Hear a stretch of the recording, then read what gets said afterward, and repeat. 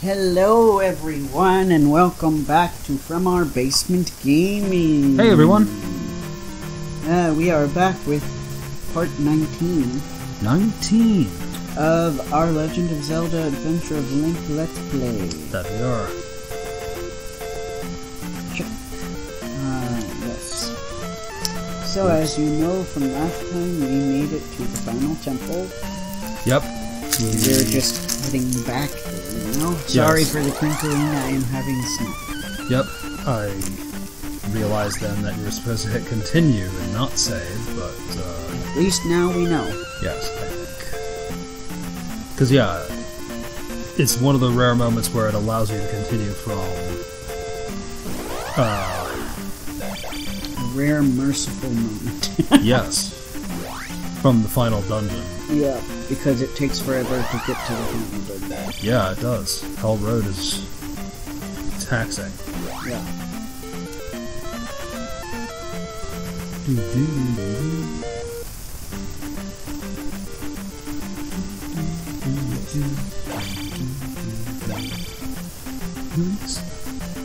Zoinks. Oof.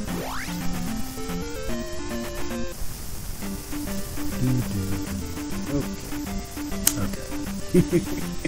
Alright, get past. Ow! Yeah. Yikes!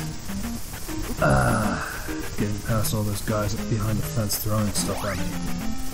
Yeah, that's difficult. It is.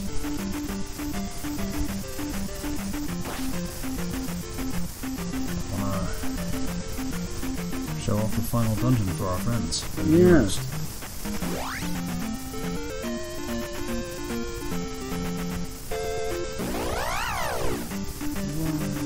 I know.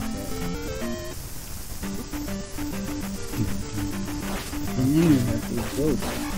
Yep, I had a ghost to fight. He wasn't friendly. Yeah, I still have not read. I still have not gotten in the right mood to read more of Hyrule Historia. That's okay. I fully understand why you haven't gotten in the right frame of mind to the Historia, the Hyrule. Yeah. I mean, I even have to be in the right frame of mind to listen to fan theories about it, too. Yeah. Because as you guys know, I have very strong opinions. Yes. And it is, and I do stand by my opinions very strongly, so Yes. I mean, I don't mean to sound like I'm unwilling to hear other opinions, I am. I just...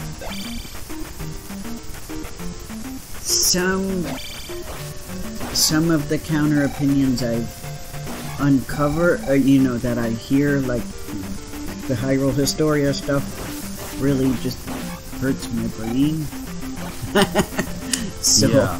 so that's why it's just a kind of thing where, like, everyone has their opinions on what they consider good writing and bad writing, what they consider good world building and bad world building. I'm all too familiar with that. Yeah, and I feel like the Zelda franchise is something where if you make just small little tweaks, it kind of messes up a whole bunch of stuff. It just feels very delicate to me. It's a franchise that's very important to me. Kind of like the Sonic franchise. And Yeah. that's why I have trouble approaching Sonic fans. Like, and it's not because the fandom doesn't have wonderful people. There are plenty of wonderful Sonic fans out there. The Sonic fandom gets a very bad rep. I'm getting off track here, but basically, because my opinions happen to differ from a lot of the fans, it's hard to approach, and Sonic is also very close to my heart. Yes. I don't have that trouble so much with Mario, and I think it's because Mario's a franchise that the lore is not as essential to enjoying the games as it is for the Zelda franchise, and even to an extent the Sonic franchise as well. So I think that's why you won't see me like going crazy about Mario theories. Right, Super Mario. Like Super Mario is the grandson of Jumpman. Like, okay. Yeah. I know you don't like it. It's just weird. Why would... or the son. I don't remember if he's grandson or son. I never figured that one out, I'm afraid. Whereas I'm like, okay, well that could be or not, and either way it doesn't destroy my immersion with the game. Same. I know where it comes from. It's because of the fans. It's because of Donkey Kong Country, basically. Yes. That's what started the gears where people were like, well, if this is a different Donkey Kong, then maybe Mario's a different Mario. That's basically all. Gotcha. But it doesn't really matter. I mean, Donkey Kong Country has its own lore that is separate from Mario, and it doesn't have to be equivalent to Mario lore. Right. That is true. Because Mario was not made by Rare. No, he wasn't. And while Donkey Kong is a Nintendo character, the Donkey Kong Country games are Rare. That's right. But anyway, yeah, so that's what makes it a little hard for me in conclusion. That's okay, my man. But I know there are some people that feel the way I do. I mean, I commented on one video where a guy was talking about a character in the early Zelda games that never appears in later games and was never mentioned. Ooh, who's this? Zelda's brother. Oh, yeah. Who is in the backstory of this game, by the way, guys. Yeah, he is. And, you know, Zelda never is seen having a brother ever again in any other game. And it really isn't, even though mentioned as a little, like, footnote, I feel like, almost, in Hyrule Historia. There's no really talk beyond that has an impact on the overall timeline. So, and I mentioned the fact that, you know, before Hyrule Historia brought him up, that he's never mentioned again. I made a comment about, you know, this is why I feel like Hyrule Historia is kind of a mess. It's something like that. Yeah. Like the timeline, putting all the games on one timeline doesn't exactly work for this reason. And there were some people who liked that comment, so I know I'm not the only one. Good. I just don't know enough about the Zelda fandom as a whole to know if most of them are Hyrule Historia stands and take that as canon. I don't know.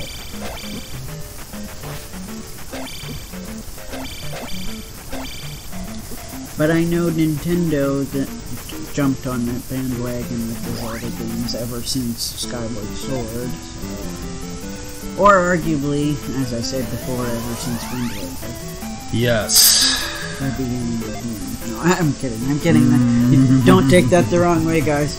That we had a good game after Wind Waker. We did. We did. And honestly, Wind Waker is a good game too. Objectively, it is a good game. I just don't like it as a Zelda game. I like it as a game. Yep. It could be its own moment of truth. Could be its own franchise. Yep. There we go. So yes, if you're at the final stage, keep hitting continue, which.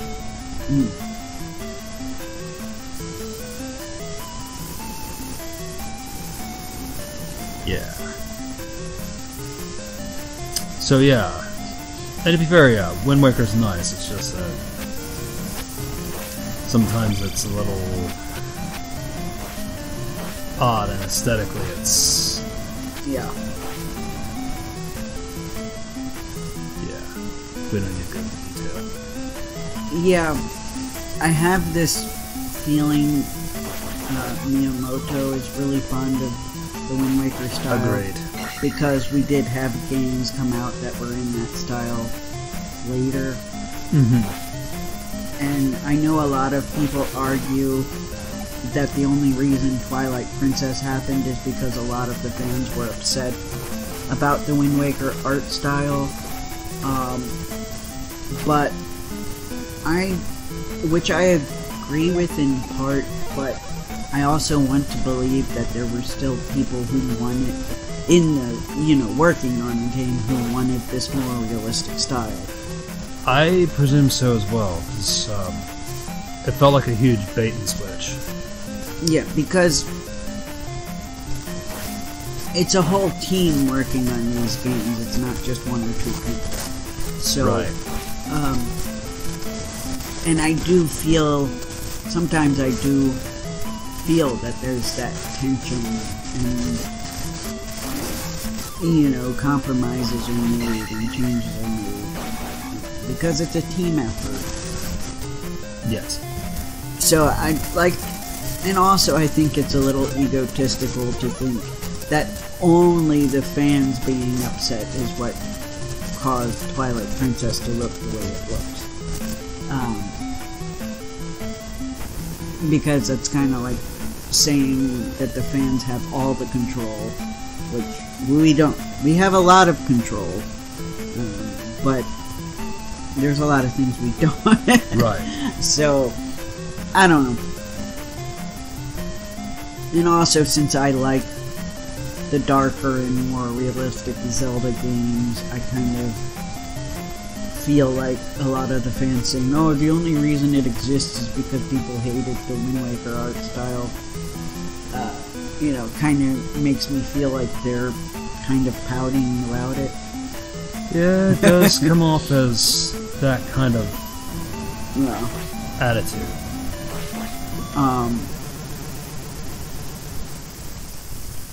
It's like, yeah, I think at the time there was a lot of hate for it, but nowadays a lot of people think fondly of Wind Waker, and I feel like people like me are actually a little more in the minority nowadays. That, like, people looking back tend to praise Wind Waker a lot, and don't complain about the art style, Yeah. It was just, and I think some of the people who initially hated the art style came to actually like it later on, or came to like Wind Waker as a game, so then they forgave the art style, that type of thing. Yes. And that's not really how it happened for me. I still was like, it just doesn't feel like a Zelda game to me. I like parts of the game. I've seen all of the game from beginning to end. Cool. That's more than I have. There are parts of the game I really do not like because they're tedious AF. I don't like sailing on the boat instead of running through Hyrule Field. I don't. It's boring. It's just sea. And Hyrule had such a unique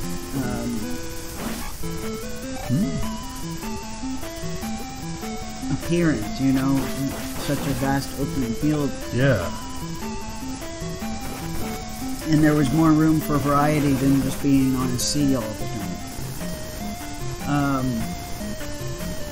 But I liked the music because Zelda games always have good music.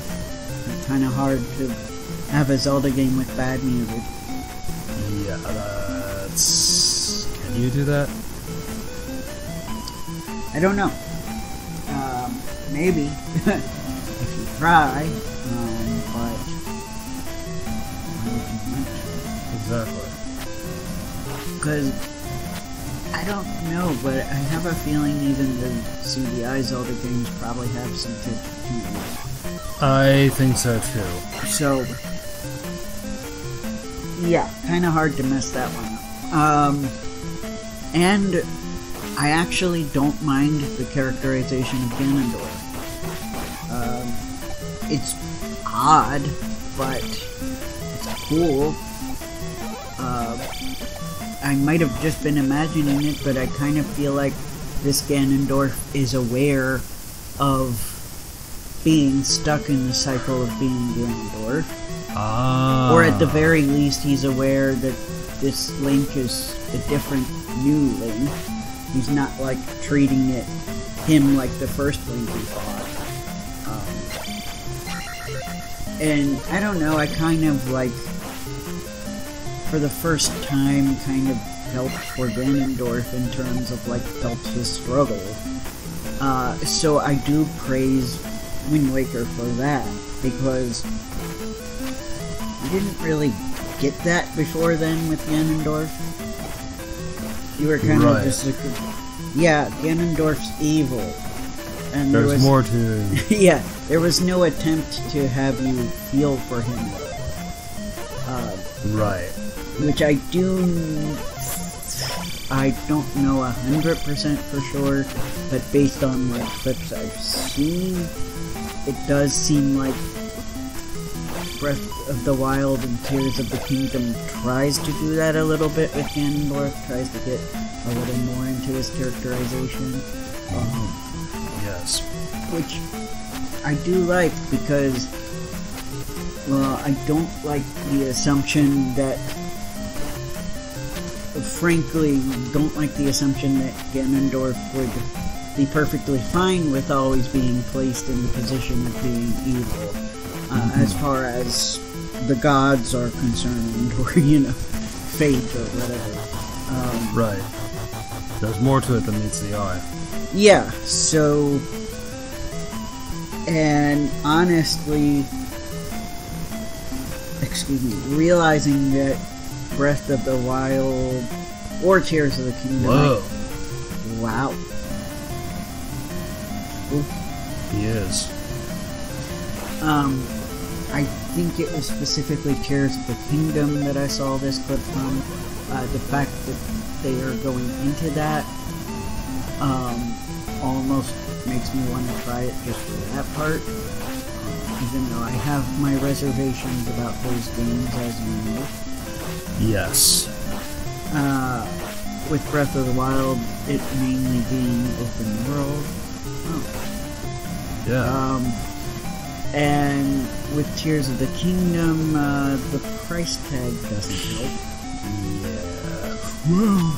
But also, the fact that it has been quoted as being a direct sequel to Breath of the Wild, and I don't know, that just felt like, well, it was so insanely popular that of course we're going to make a direct sequel instead of doing something new.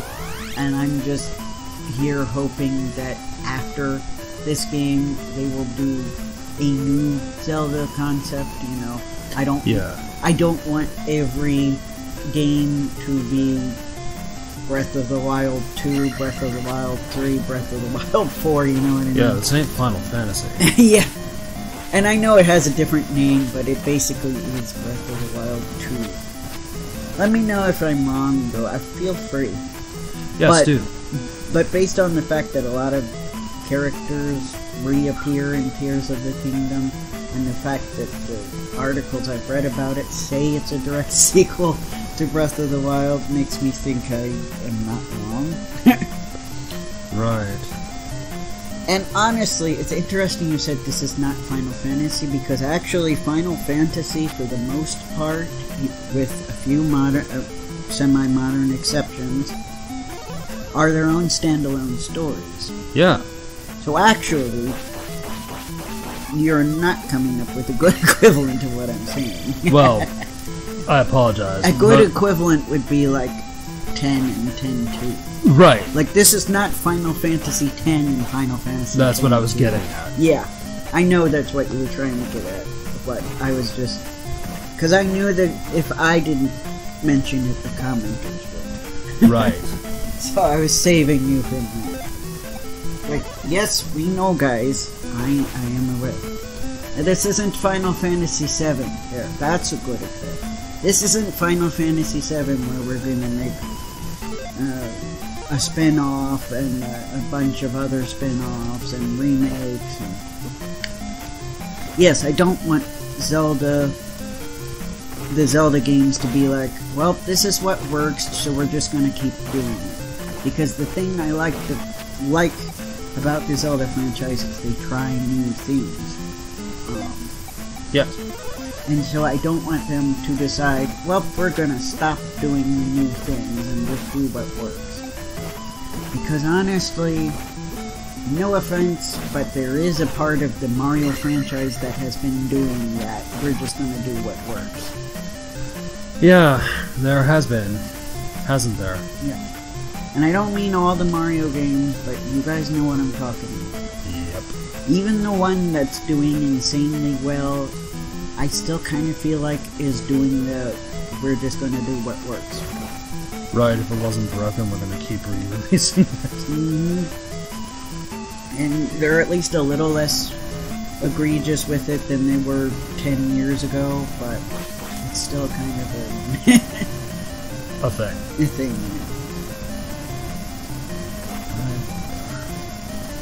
And it's surprisingly did not happen with the game I thought was going to happen. It's still that game that came out before the game that I thought was going to. No, I think, though, what another thing that made me kind of iffy about Breath of the Wild was people specifically were praising open world. So what Nintendo did is they're like, that's what they want, open world games. Let's make a bunch of open world games. And you noticed that? Yes, Yeah. I have noticed that. Ooh, what just happened? Okay. Sorry about that. You guys couldn't see it, but the HDMI pooped out. On the Yes, TV. it's dark. It is darkness. It apparently did not like my comments. Open worldness, eh? Apparently the TV goes, shut up, open world games are the GOAT. Whoa! Wow. Yeah. Or a goat, or... I know, I'm being naughty. No, I guess it would be GOAT. I don't know. Tell me, how do the kids use it? Tell me how do kids use GOAT? I don't understand. Is it the GOAT, a GOAT, GOAT? Gautier? I'm kidding, I'm being bad. Yeah. Well, that's fine. At least you're not like that one Disney Plus commercial where they were making fun of it being a trend by having her literally be in a field of goat and say, Disney's got lots of goats. Yeah. Painful, Disney. Yeah. Luckily, that ad was only on one 13-week cycle, and thankfully wasn't one of the ads that they're like, let's keep renewing it for all eternity. Yay! You guys know the ad. Yes. So they must have gotten feedback that it was cringe. Yes. Yeah.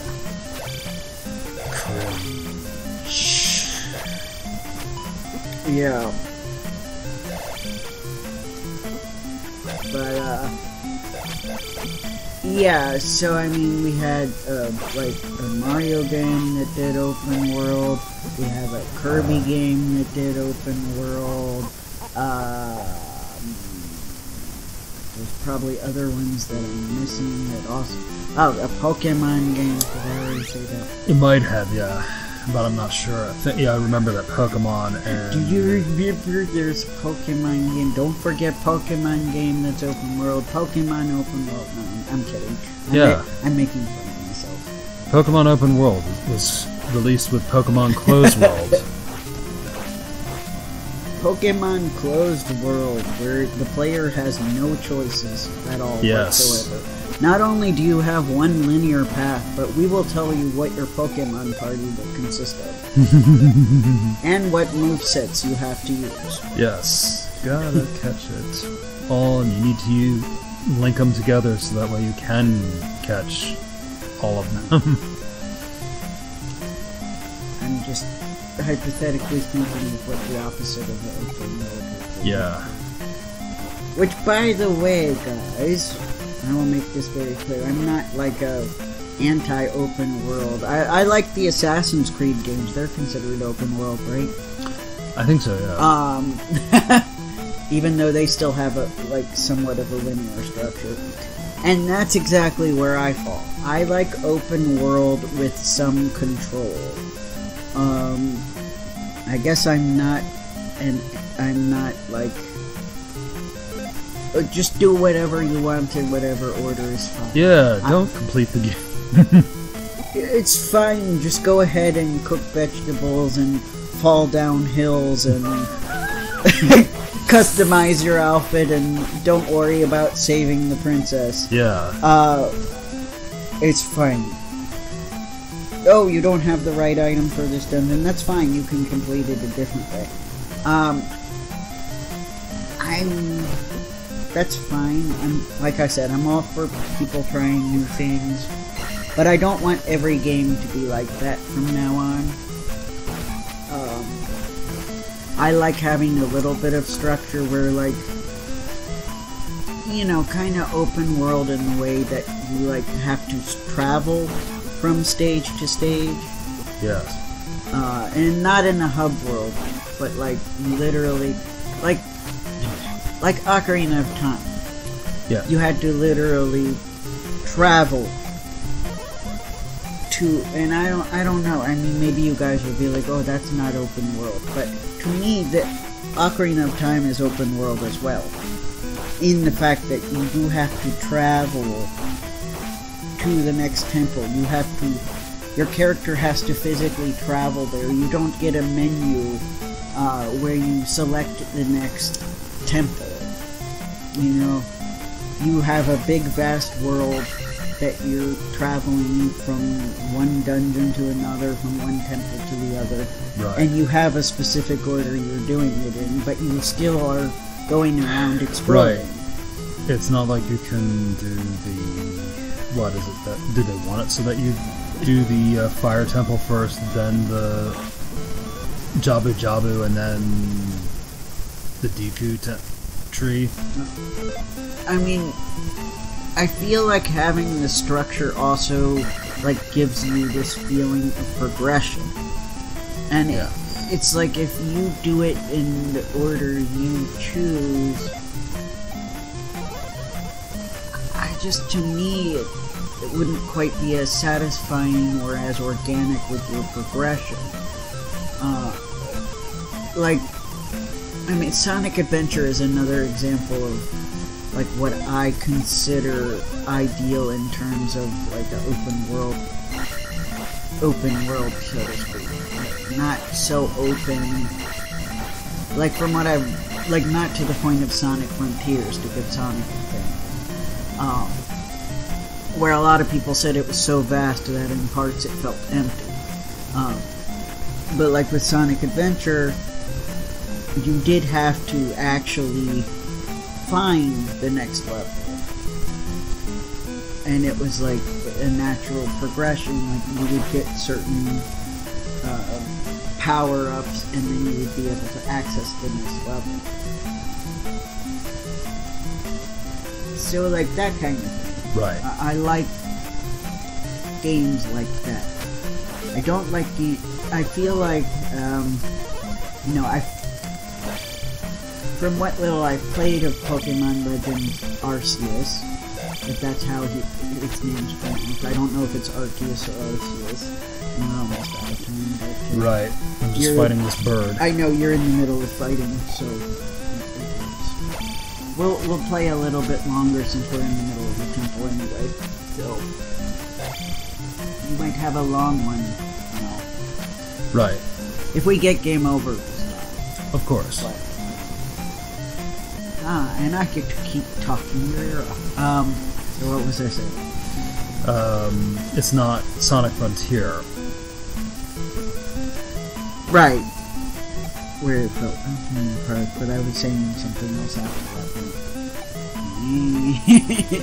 Where you were... Yeah, I like a little bit of structure. Yeah, you had the power-ups and you were able to go to new stages. You could play as those stages as different characters and you would see the parts of those levels. That's cool. I like that kind of thing, yeah. Yeah, or I kind of like, I feel like Donkey Kong 64 was kind of like that too.